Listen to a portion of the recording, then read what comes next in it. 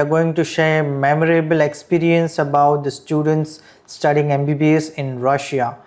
I am Dr. Suraj Angulkar, founder and director of Shine Bright Education Services.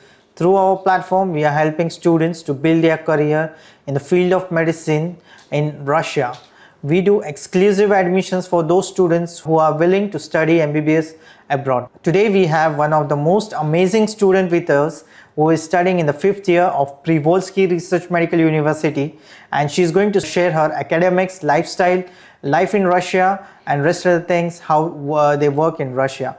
So stay tuned and watch the whole episode because we are going to dive into her inspiring journey of student career in Russia. So let's introduce you.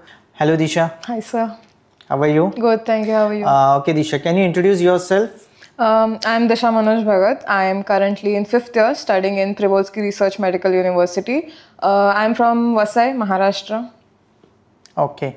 And how did you choose MBBS in Russia? MBBS in Russia. So I gave my NEET. I cleared it in the first attempt, and there was a wide spectrum of whether to repeat or whether to take admission in Russia.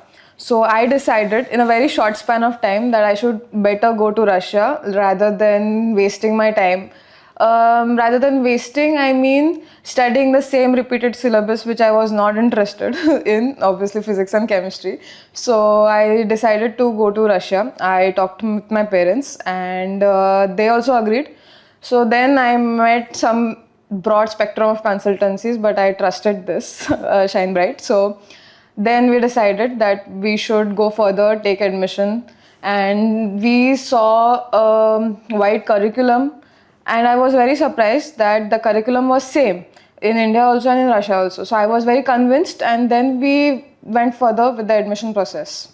Okay, so coming to the next question, why did you choose Privolzhsky Research Medical University only?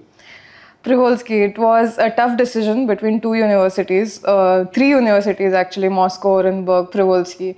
But the question was whether I was, where was I comfortable in? I also had one of my senior, which was my friend here, which was 80% of the decision that why I came here. But the next 30-40% was the curriculum was good, the teachers were well experienced, the city is very good, it is well developed, it is very safe, and yeah, the campus is good. It was MCI approved, so I chose this because even the city gives me the vibe of home, which was very much required. So now coming to the next question again, how has Shine Bright Education Services helped you throughout the journey? It had a big role to play. I consulted, I was very much convinced that this is going to be my consultancy because this is a very important decision because you're giving your life to the consultancy for the next 6 years, which has to manage your studies, your insurance, your health, everything. And sir has helped me in a lot of ways. There was never a problem in like till my 5th year, there is never a problem. Everything was sorted out. Even if I had an issue, I had talked with sir or anything.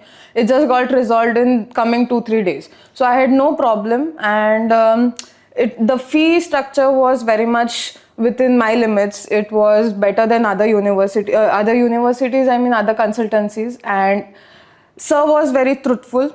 Rather than telling me all the false things that you are going to be provided with this and that, he just straight away said, this is the situation, you want to choose this, you are free to go.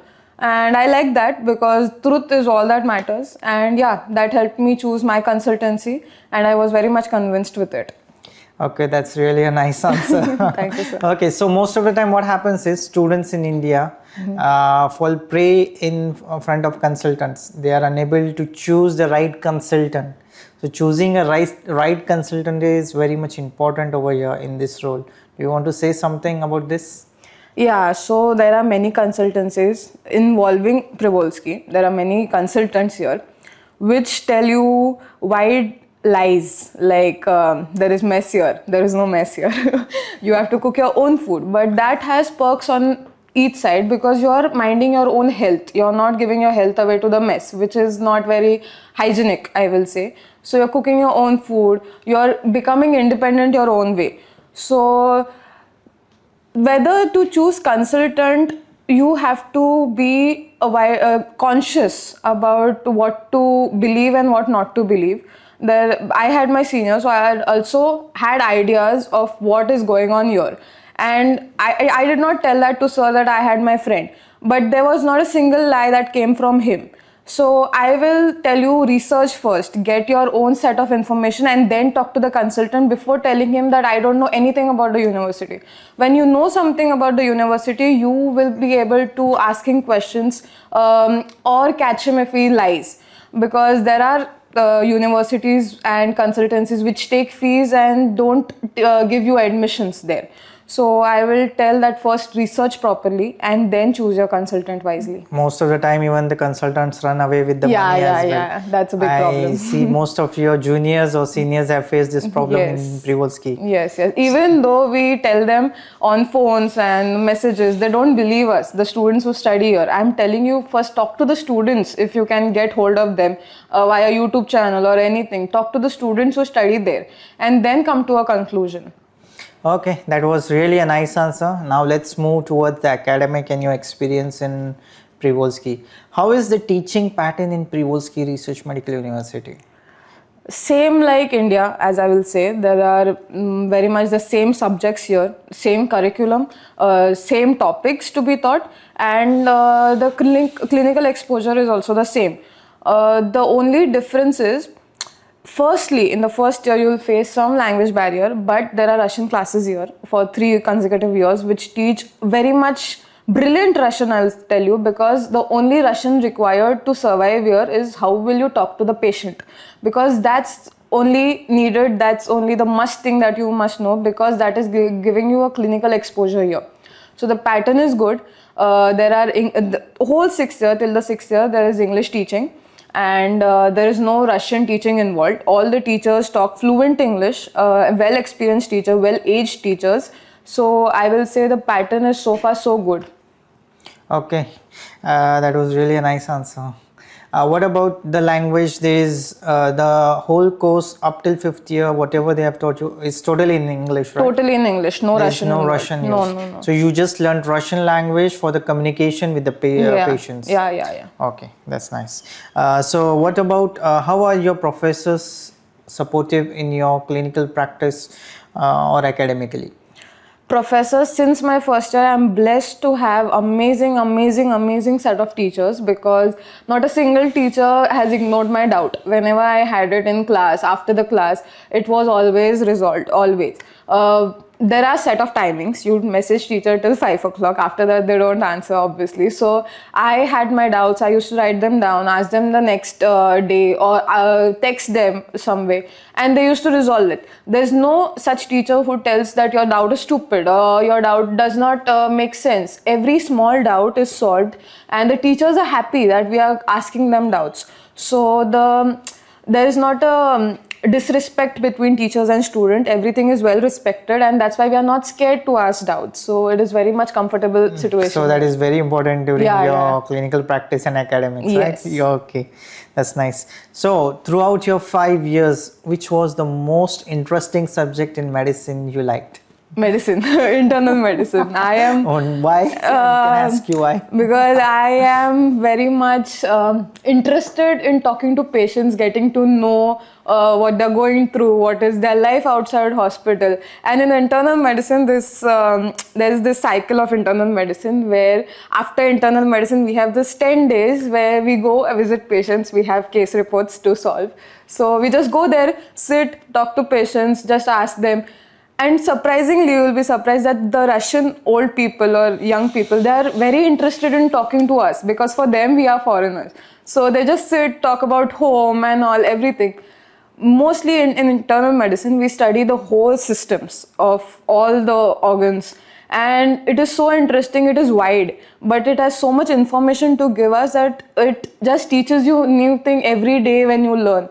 So it's very interesting to learn new things. Okay, I'm very much interested. Really I'm nice thinking of pursuing internal medicine. So most of the time there is one more doubt in the minds of parents. We get like in Russia we have very less clinical exposure, or like they say we are not allowed to have interaction with the patients, or not even allowed to touch the patients. Is it true?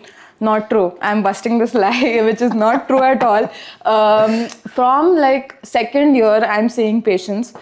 Till second to third year, there is a teacher with us, because by that time till third year, we have Russian classes. Our Russian is not fluent. After third year, we have a Russian exam, which we have to clear with an excellent mark. Till if you don't clear that, you're not allowed to see patients, because you need a fluent Russian, because the old people, they don't know English. So it is very fair to them that they are forcing us to learn Russians, which is for our benefit itself. So after third year, you are given your own set of patient, one or two students with one patient. So you go there, you take the pulses, BPs or whatever the normal vital signs, and just make diagnosis. The next day you have to submit it on a paper. So it continues for the whole internal medicine cycle, which is for almost like 30 days. And the same goes with surgeries. There are false accusations that there are no surgeries shown. Yes. I have surgery classes, I attend surgeries, and it is very interesting to see what happens in that room full of so much information, and you just look everywhere that everything is so interesting. So it is wrong that they tell you that there is no clinical exposure here. I am very happy that I'm getting to visit hospitals every now and then, but it also depends on some universities, sir. Like my university is providing me with everything. I don't know. So choosing the right university is very important and throughout your medical career. So whenever parents or the students are choosing the university, it's very important they go through they do a thorough research about the university, and then they take the admission over there, right? Yes. Okay. So now let's move on towards the campus and the lifestyle of the students. How is the campus life in Privolzhsky? Because most of the universities in Russia don't have a proper campus system. Like maybe one or two universities like Privolzhsky have them in Nizhny Novgorod. So what do you want to say about this? So we have a big campus, huge campus I will say. In the campus there is this main building called Buffeka, which most of the classes from first and second year are held in Buffeka, because you don't know how to travel yet. So there is this Buffeka where the main classes are held. Then in the campus you have hostels, so you don't have to go outside the campus, especially for girls' security, which Indian parents are very concerned about, that our hostels are in campus, we don't have to travel. From second year onwards, we have hospital visits. So there are specific hospitals allotted for specific subjects. So if we have internal medicine, we have hospital 13, we have hospital 33. So depending upon the teacher or the subject that is going on, for example, we have cardiology, we go to hospital 13 because it's the best cardiac hospital there. If we have endocrinology, we go to hospital number 33. So it depends upon the hospitals, but most of the classes are in campuses, and the others which are there, they are in hospitals. How is the connectivity between the campus and the other hospitals? Do you all get frequently, how do you all travel to the hospitals from the campus? See, the perk here is we have bus stop just outside our campus. So in the first year itself, when you arrive in Russia, within 10 to 15 days, we have a campus card and a transport card ready. So when you just leave campus, you have a bus stop outside. So you just go from that bus stop to the hospital bus stop, which is very easy once you get hold of it. So the traveling here is quite comfortable as compared to India, and the roads are also quite good. Okay, that was really interesting answer. Now, what do you do in your free time? How do you spend it in Russia? Most of the time we see you all are either busy in the classes, or apart from that, what do you do? Mostly people are expecting me to say I'll study, but I'll tell you the truth. No, I go to gym. And also the plus point is, so just outside our campus, there is a huge park called Svetsaria. We go there for a walk or just to stroll to free our minds. So the classes end till 1:30, 1 o'clock. Then I go to gym, then I go for some walk, and I come home, drink tea, have my time, talk with my parents. So most of the time after I'm free goes talking with my parents, or I have a huge family. So the 2 hours of my day I give to them, and after that I study.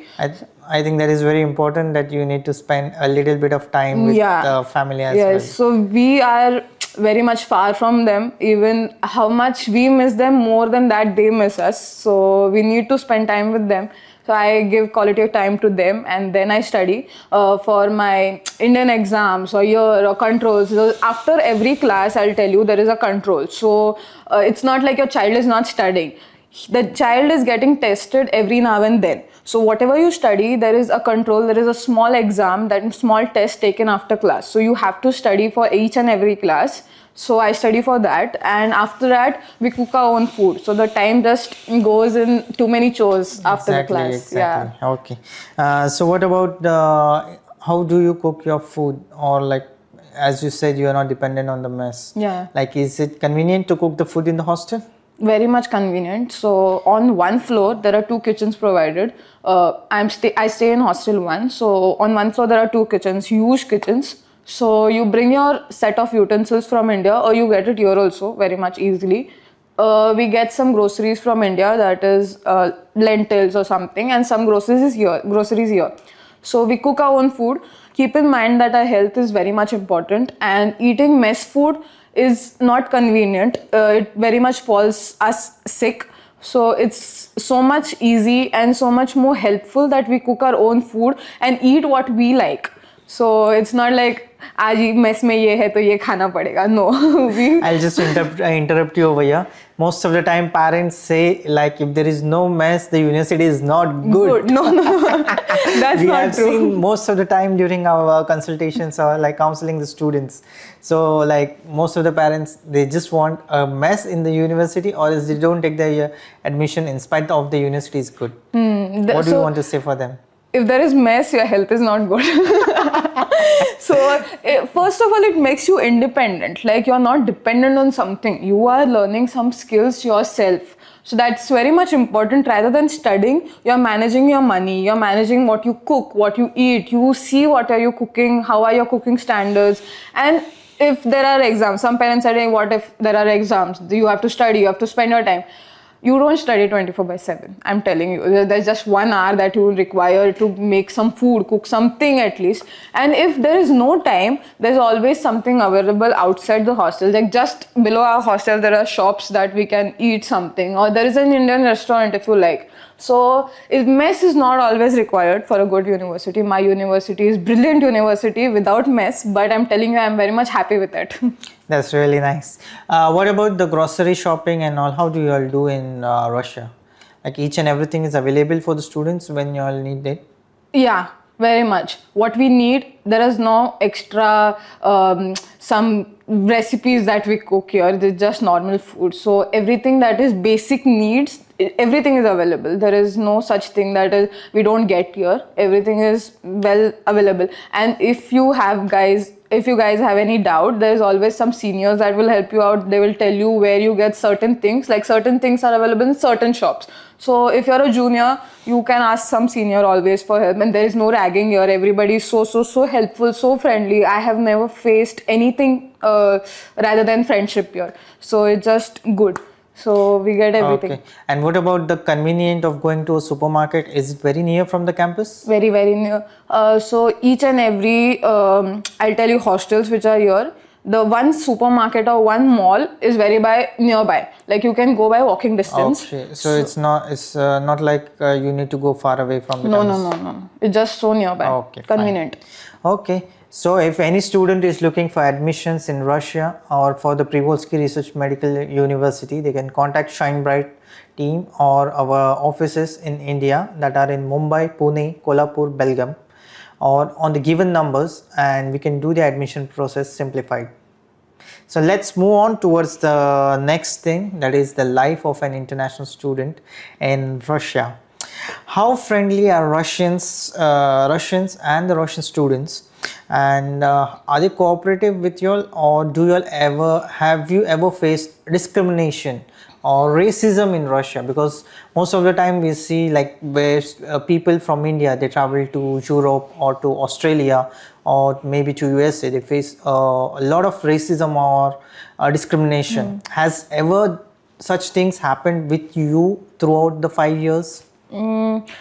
As it is shown in our news that India and Russia are very friendly nations, and same goes with the people here. They are very excited to meet with us because for them we are foreigners. So they are very keen of a life outside Russia. Like how are our parents in India? What is our traditions? What is our culture? And what do we do in India? How do we celebrate our festivals? So they are very friendly. Even if you sit besides an old lady in the bus, she'll just greet you with a smile. And even the youngsters, they are very happy to talk with us. And there's no discrimination, no racism. Everything is just well balanced here. Okay. And what about, did you face any language barrier in your initial days when you were a first year student? And how did you manage it? Sure, did. Everything comes with some disadvantages, and there's nothing in life because we are coming to a different nation. It is expected from us that we learn their language because they are providing us with information. So it is so much required to us to study Russians to survive here, because there are some people who don't know English. So for basic survival, we need to learn Russian. So basic days, the starting days, I did not know Russian, obviously. And I did not have any classes for Russian, specific classes, which you can take, obviously. But I did not take any. So for the first 3 years, I was very focused on learning Russian, which is taught in the university itself. So but we had our seniors to help out. Every time we step out, there was always a senior accompanying us for groceries or for something. Then we learned some short words to just how to shop, how to greet somebody, or how to say thank you, how to say sorry. And by third year, I was very much fluent in how to talk with patients or how to just survive here. There was language barrier, but it gets cleared within the second year itself. Okay, that's really a fantastic answer. So now let's take a break. We'll come back after a break.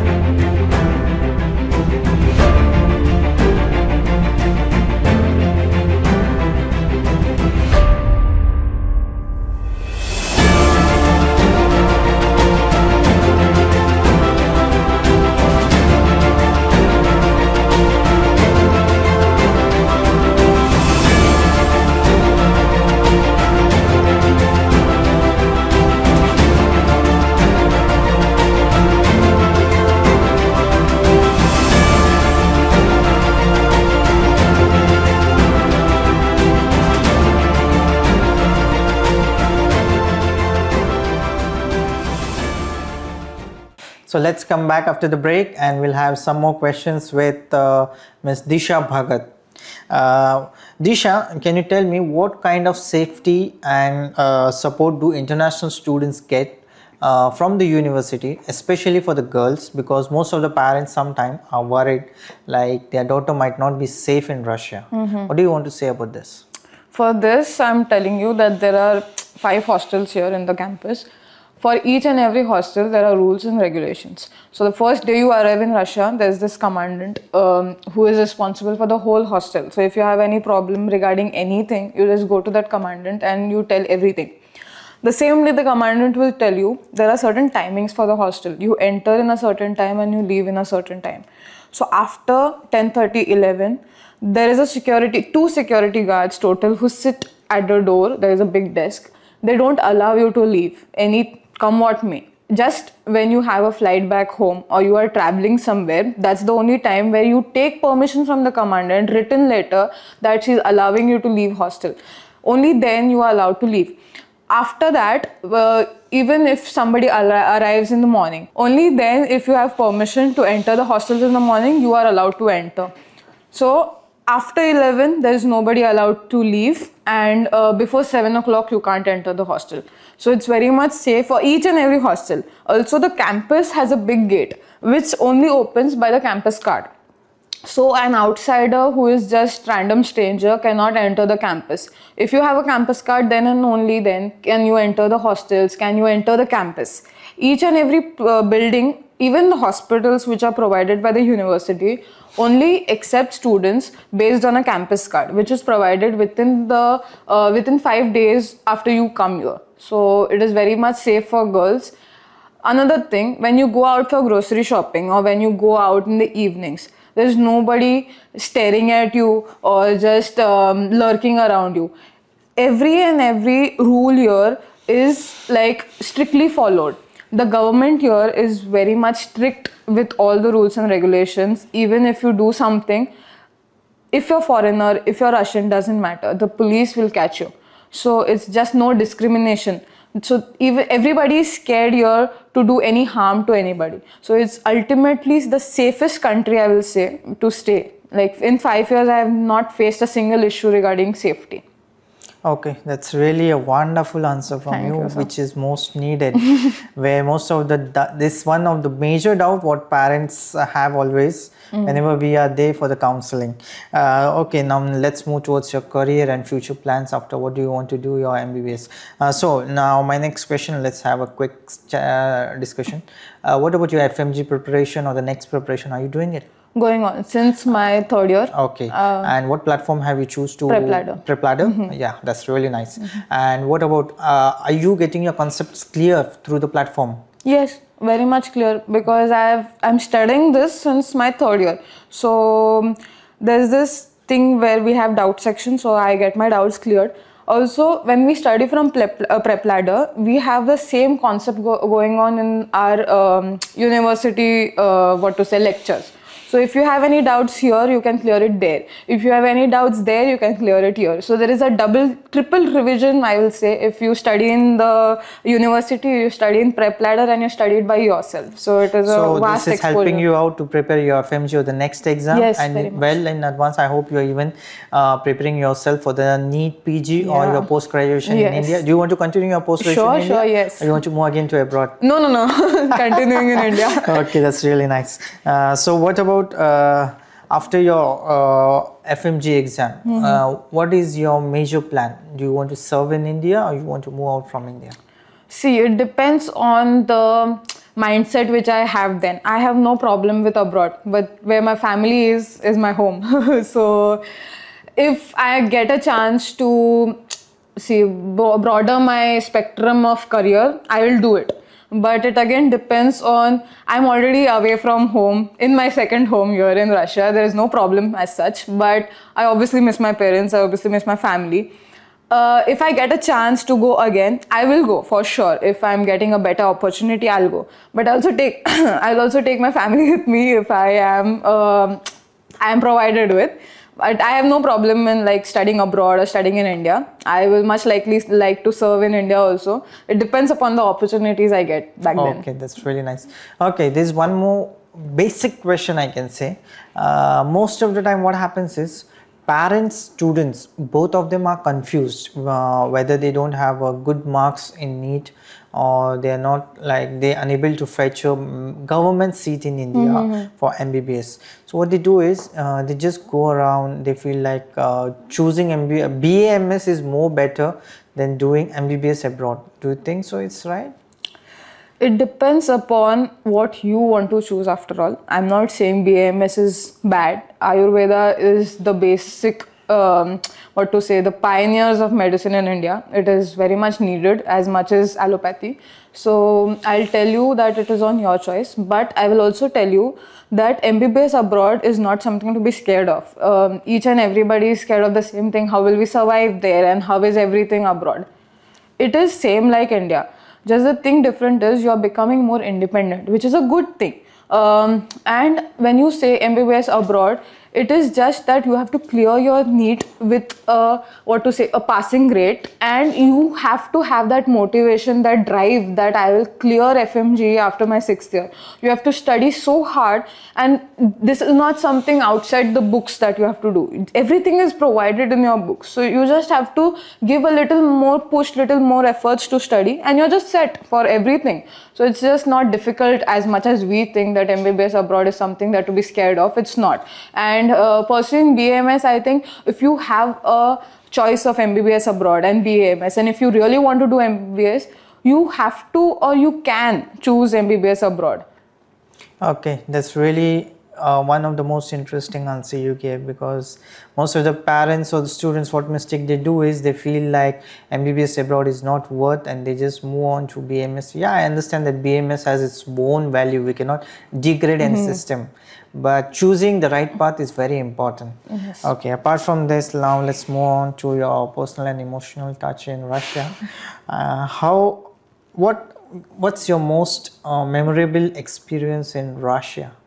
Memorable experience. Many, I think many, because see, first memorable is my parents had come to Russia for the first time. I think yours was the COVID batch, or COVID during batch. the COVID day you had to travel alone. Yeah, so I understand. my parents were very scared and they wanted to get me settled in, tucked me in Russia well. So they had come here and they were so surprised actually that the system here is, the hostels provided here are very much more convenient and comfortable than the hostels provided in our country, which we see on YouTube usually. But they were really satisfied with what decision they had taken. They were not scared to leave me here for next like 5 years. They were very good. The seniors were very helpful actually. So that was a very memorable experience, that my parents also felt home here. There was no such thing as they were very uncomfortable or they were having second thoughts whether I should leave my daughter here or whether I should take her back home.